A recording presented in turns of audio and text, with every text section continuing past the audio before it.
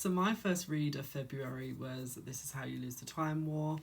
Why is this book literally just sci-fi Piranesi? I mean, I loved it, but I loved it because the whole time my brain was like, this is Piranesi.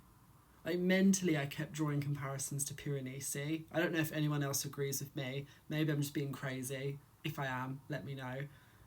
But this is Piranesi. Like, in the best way, this is Piranesi.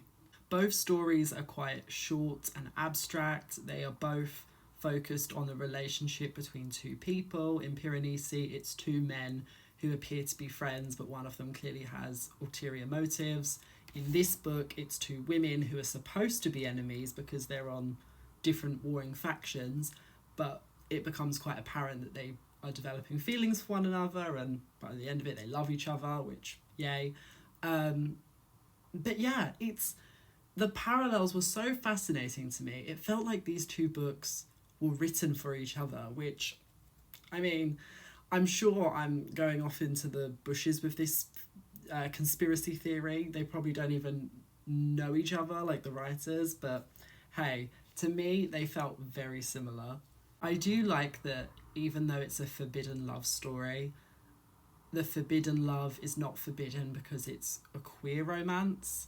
Like, everyone in this world is okay with a woman loving another woman. The problem is that they come from two warring factions. In that sense, I guess it's also sci-fi Romeo and Juliet, like, you know, the Montagues and the Capulets.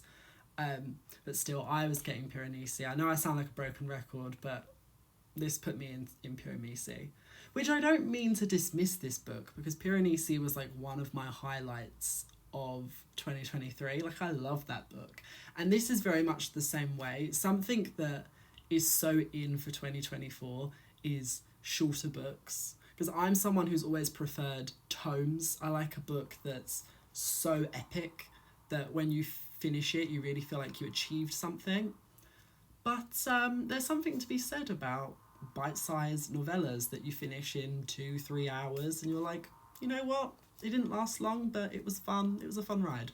Now, unlike Piranesi, which I think starts at an all-time confusion level and then begins to make more sense near the end, this book, as it got near to the end, I was very confused. I think it was the sci-fi of it all. You tend to find that with sci-fi novels, the ending, they like to make it so profound that you kind of spend a moment being like, wait, what's going on?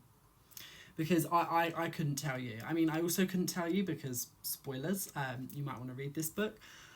But it was very 2001 A Space Odyssey. I was like, oh, this is very deep and confusing. Like, when's the star baby coming into this? I know we shouldn't weigh this into it as well, but can we talk about how good this cover is? I mean, it's annoyingly reflected in this, but I love this cover. And there's something to be said because most modern book covers I don't really care for. I feel like modern book covers, they either go too far into maximalism where the cover has everything on it, or it's too basic. This, I feel like there's just enough stuff going on, you know? I'm like, oh, the two main characters are red and blue. Here they are transformed into birds, but upside down because they're on different parts of time, because there's a lot of time travelling in this book as well, which I found really fascinating. They don't ever really get into the motivations of the war, but seemingly like time is one big braid.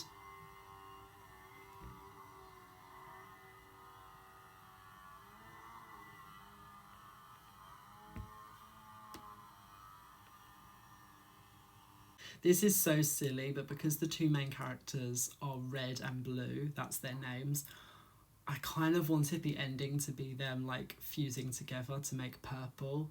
Like, if their sentience somehow combined into one body that was purple, that would have really, that would be some camp, and I would be here for that. They're like, we're purple now. Would have loved it. Most of this book as well is in the form of letters that they write between each other. And because they're love letters, the book is very saccharine, which, if you don't know me, I'm quite a cynical person. So when I see people get all lovey-dovey, my eyes do want to roll into the back of my skull. But because it was a queer romance, I was like, oh, okay, I'll let it slide, you know? I'll let it slide. But it was very mushy. It's very mushy, the things that they say to each other. So yeah, this was a good start to February. I liked this book a lot, and I would like to read more books like it. You know, Piranesi felt like such a above and beyond book that I'd never read anything like it. So to even have this kind of mental comparison and to look at it through that lens, I was like, oh, yes, I like this a lot.